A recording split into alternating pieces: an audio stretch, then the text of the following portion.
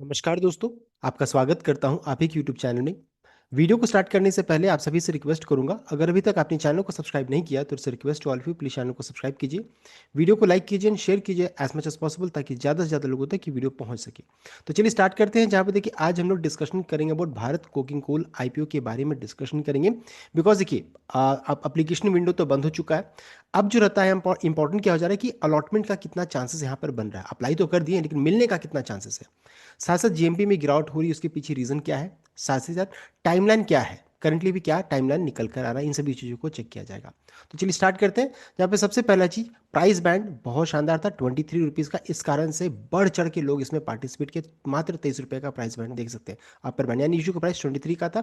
एक लॉट में 600 शेयर्स यहाँ पर है। ये हो गया आईपीओ डिटेल्स। नेक्स्ट अगर चेक करेंगे टाइम लाइन्स, तो देखिए इशू ओपन हुआ था 9 जनवरी को, आज बंद हो चुका, 13 जनवरी को ये बंद हो गया, एप्लीकेशन विंडो बंद हो गया। अब अलॉटमेंट कब से स्टार्ट होगा, तो 14 जनवरी से अलॉटमेंट स्टार्ट होगा। यानी लगभग मान लीजिए कि लगभग 8-9 बजे रात को कल से पता चलना स्टार्ट होगा कि आपको अलॉटमेंट मिला है कि नहीं मिला है। अगर अलॉटमेंट नहीं मिलता है तो 15 जनवरी यहाँ पर लिखा हो कि 15 जनवरी से यहाँ पर स्टार्ट हो जाएगा रिफंड होना, लेकिन ये गलत हो सकता है। क्यों, हम लोग आगे चेक करेंगे। साथ ही साथ यहाँ पर लिस्टिंग जो रहता है, एक्सपेक्ट किया रहा है कि 16 जनवरी को लिस्टिंग होगा, ये भी हो सकता है चेंज कर जाए। और उसके अलावा डीमैट अकाउंट में कब शेयर्स दिखेगा, तो 15 जनवरी, ये भी हो सकता है चेंज हो जाए।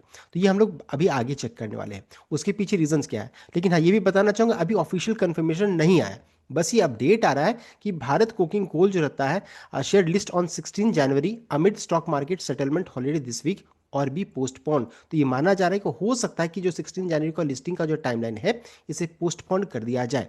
उसके पीछे रीजन क्या है, बिकॉज 15 जनवरी जो है ये छुट्टी है because of municipal corporation election in Maharashtra. तो स्टॉक मार्केट 15 जनवरी को चूंकि बंद है, तो हो सकता है लिस्टिंग का डेट पोस्टपोन हो जाए। कन्फर्म ऑफिशियल अभी तक नहीं आया, ऐसी उम्मीद की जा रही है। देखिए जनवरी 15 will be a settlement holiday, a non working day for banks. तो इस कारण से क्या होगा, क्योंकि स्टॉक मार्केट बंद है, बैंक्स वगैरह बंद है, तो इस कारण से क्या हो जाएगा कि सेटलमेंट यहाँ पर नहीं होगा। एंड साथ ही साथ जो रहता है इसमें जो शेयर जो रहता है डीमैट अकाउंट में, जहाँ पर हम लोगों ने डिस्कस किया था कि शेयर जो रहता है डीमैट अकाउंट में ये रिफ्लेक्ट होगा 15 जनवरी को, हो सकता है न रिफ्लेक्ट हो। तो ये सभी प्रॉब्लम्स यहाँ पर आ सकते हैं। यहाँ पर देखिए मनी कंट्रोल के जो एक्सपर्ट्स हैं, आईपीओ एक्सपर्ट, उनका मानना है कि इन ऑल लाइकलीहुड मंडे यानी कि January 19 will be a listing date of Bharat Coking Coal. ये यहाँ पर अपडेट आ रहा है, कोई ऑफिशियल कंफर्मेशन अभी तक नहीं आया। अगर मान लीजिए नहीं आता है, इसका मतलब क्या है, 16 को ही ये फिर लिस्टिंग होगी। अगर मान लीजिएगा ऐसा कंफर्मेशन आएगा, मैं आपको जरूर बताऊंगा। बीच में एक छुट्टी जो आ गया जनवरी 15 का, because of Bombay municipal corporation election के कारण, इस कारण से ये प्रॉब्लम यहाँ पर देखने को मिल सकता है। तो ये हम लोगों ने चेक कर लिया, ऑफिशियल कंफर्मेशन अभी तक आया नहीं है। नेक्स्ट है, अब आगे बढ़ते हैं अलॉटमेंट चांसेस की ओर।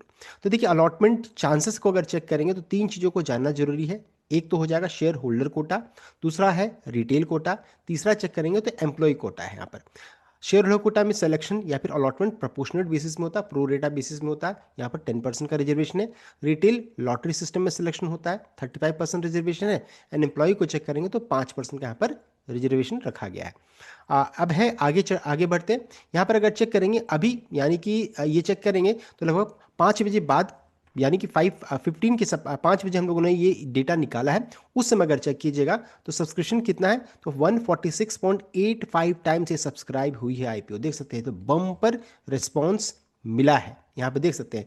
क्यूआईबी कोटा को चेक कीजिएगा तो 310 टाइम्स देख सकते हैं, या फिर 311 टाइम्स मान सकते हैं। एनआई को चेक करेंगे तो 258। अब इसका ब्रेकअप चेक कीजिए तो बी एन आई 275, एस एन आई 222.78, यानी कि लगभग 223 टाइम्स देख सकते हैं। रिटेल देख सकते हैं लगभग 49.37 टाइम्स। जबरदस्त रिस्पॉन्स मिला है इस आईपीओ को।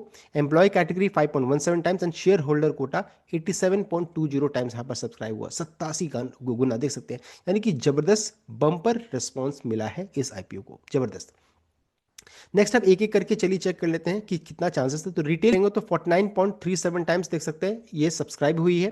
13,85,45,750 शेयर्स कंपनी ने ऑफर किया, उसमें से अगर चेक करेंगे तो 683 करोड़ 99 लैक्स 11,800 शेयर्स यहाँ पर बिड इतने किए गए हैं, समझ सकते हैं। यानी कि अप्रोक्सीमेटली अगर चेक करेंगे तो 50 में से अगर चेक करेंगे तो सिर्फ एक को मिलने का चांसेस है, देख सकते हैं।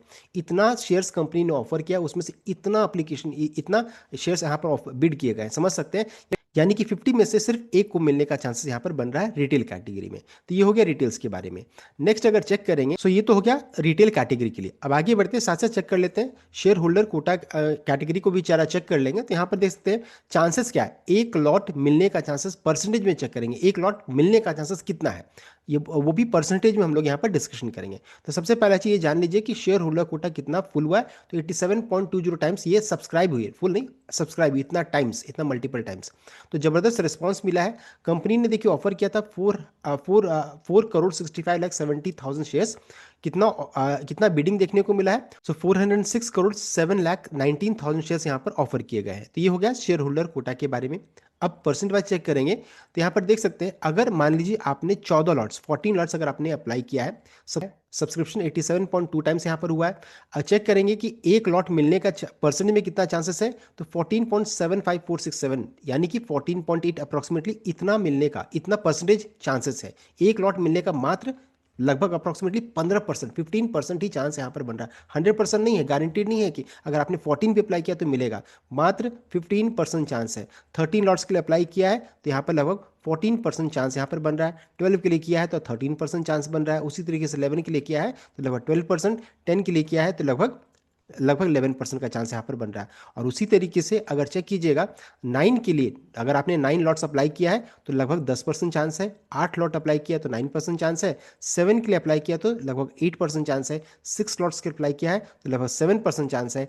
एंड 5 के लिए अप्लाई किया तो 5.5% चांसेस बन रहा है एक लॉट मिलने का। एंड उसके अलावा अगर आपने मान लीजिए सिर्फ एक ही लॉट के लिए अगर अप्लाई किया है तो लगभग 1% ही चांस यहाँ पर बन रहा है। 4 के लिए किया है तो लगभग 4.5% यहाँ पर देख सकते हैं। तो ये हो गया कितना मिलने का चांसेस। अगर 14 भी अगर आपने अप्लाई किया तो गारंटीड नहीं है कि आपको एक लॉट यहाँ पर मिलेगा, गारंटीड नहीं है। सो इस चीज़ को ध्यान दीजिएगा। हम लोग ने अलॉटमेंट चांसेस को चेक कर लिया, इसलिए प्रॉब्लम इसलिए हो रहा है बिकॉज यहाँ पर सब्सक्रिप्शन बहुत ही शानदार देखने को मिला है। नेक्स्ट अगर चेक करेंगे एम्प्लॉय कैटेगरी में, तो एम्प्लॉय कैटेगरी में यहाँ पर देख सकते हैं आप मैक्सिमम 36 लॉट तक अप्लाई कर सकते थे बिकॉज 5 लाख का निवेश हो सकता था। अगर आप चेक कीजिएगा इसमें तो 5.12 टाइम्स यहाँ पर 5.12 टाइम्स ये सब्सक्राइब हुई है। तो मिलने का कितना चांसेस है एक लॉट, तो 99.8 चांसेस है, 99.8% यहाँ पर चांसेस है परसेंट वाइज में, यानी कि एक लॉट मिल सकता है आपको। 30 लॉट्स है तो 99.5, 25 लॉट्स है तो 98.8, यानी कि एम्प्लॉय कैटेगरी में मिलने का चांसेस बहुत ज़्यादा यहाँ पर है। अगर आपने एक लॉट अगर अप्लाई किया है तो 16.2%, यहाँ पर थोड़ा सा दिक्कत है लेकिन फिर भी है। 10 लॉट्स में अगर अप्लाई करेंगे तो लगभग 80% का चांस यहाँ पर बन रहा है। तो ये हो गया एम्प्लॉय कैटेगरी के बारे में भी, एम्प्लॉय में मिलने का ज़्यादा चांसेस यहाँ पर देखने को मिल रहा है। तो ये हम लोगों ने अलॉटमेंट चांसेस को डिस्कस कर लिया। अलॉटमेंट एक लॉट की बात हो रही है यहाँ पर, सो ये हम लोगों ने डिस्कस कर लिया। अब जीएमपी को चेक करेंगे तो जीएमपी आज के दिन में गिरावट देखने को मिले 10 रुपीज़ 30 पैसा का। आईपीओ का प्राइस 23 इसमें जोड़ दीजिए तो यहाँ पर देख सकते हैं लिस्टिंग 33 रुपीज़ 30 पैसा में हो सकता है, यानी 44.78% का रिटर्न। एक लॉट में 6180 का प्रॉफिट यहाँ पर बन सकता है। तो ये हो गया जीएमपी। जीएमपी में चेक कीजिएगा तो गिरावट देखने को मिल रही है। उसके अलावा जीएमपी में गिरावट क्यों हो रही, तो बताना चाहूंगा। देखिए बीसीसीएल कोल माइन की तरफ से अपडेट आया कि BCCL coal mine collapse in Asansol, illegal mining suspected, many fear trap. तो एक कोल माइन जो है बीसीसीएल का वो कोलैप्स किया था।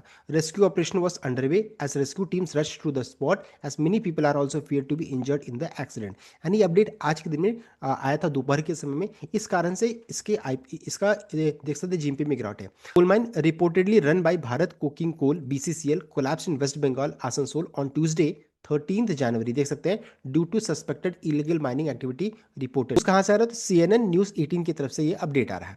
तो देखिए हम लोगों ने चेक कर लिया अलॉटमेंट चांसेस को, साथ ही साथ हम लोगों ने चेक कर लिया कि किस कारण से जीएमपी में गिरावट है। इंपॉर्टेंट टाइमलाइन को भी हम लोगों ने डिस्कस कर लिया। सो ये था कंप्लीट अपडेट। आई होप आपको लाइक किया, शेयर किया, चैनल को सब्सक्राइब कीजिएगा। Thank you.